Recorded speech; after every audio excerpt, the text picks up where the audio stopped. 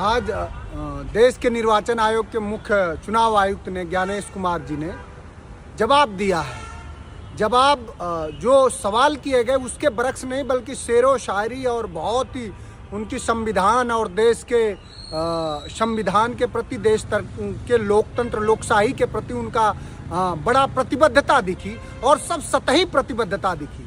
जितने तरह के भी सवाल पूछे गए उन एक सवालों का जवाब नहीं दे पाए और कह रहे थे कि हमारे मतदाताओं का अपमान, किसी के बहन बेटियों का फोटो। सवाल बहन बेटियों के फोटो का नहीं है। आप इस देश के बहन बेटियों के प्रति और देश के लोकतंत्र नागरिकों के प्रति अगर आप सचेत होते तो आप ये बताते अपने सवालों के जवाब में कि आदित्य कुमार एक एपिक नंबर से देश भर के कई विधानसभाओं में आदित्य श्रीवास्तव का वोट कैसे बन गया। ये बताते कि एक एपिक नंबर पे कई, बनारस में अभी एक कैंट विधानसभा है, वहाँ कई सारे 100 घरों का जो मकान नंबर है वो 00 है। आप ये बताते हैं कि उत्तर प्रदेश में 2022 के चुनाव में समाजवादी पार्टी ने 18,000 लोगों का आपको एफिडेविट के साथ हलफनामा दिया, जो जिंदा लोग थे उनके वोट काट दिए गए बिना किसी प्रायर सूचना के, उनका वोट डिलीशन हो गया। इसका जवाब नहीं दिए। आप ये बताते हैं कि महाराष्ट्र में जब हमारे यहाँ अभी जन्म दर ही 4% से ज्यादा नहीं है तो एक विधानसभा में एक समय में 8% से भी ज्यादा 40,000 लोगों का वोट कैसे जोड़ दिया गया।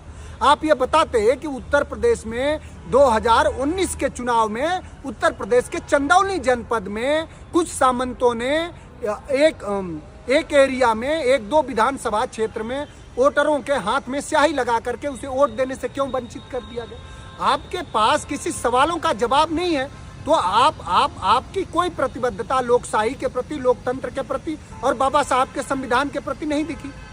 आप ये कह रहे थे कि आपके लिए सारे लोग समकक्ष हैं। अगर आपके लिए सारे लोग समकक्ष हैं तो किसी राजनीतिक दल का व्यक्ति कुछ भी कह दे तो उस पर FIR हो जाता है। देश के प्रधानमंत्री नरेंद्र मोदी पर FIR क्यों नहीं होता? ये सवाल है आपसे, आपको जवाब देना चाहिए।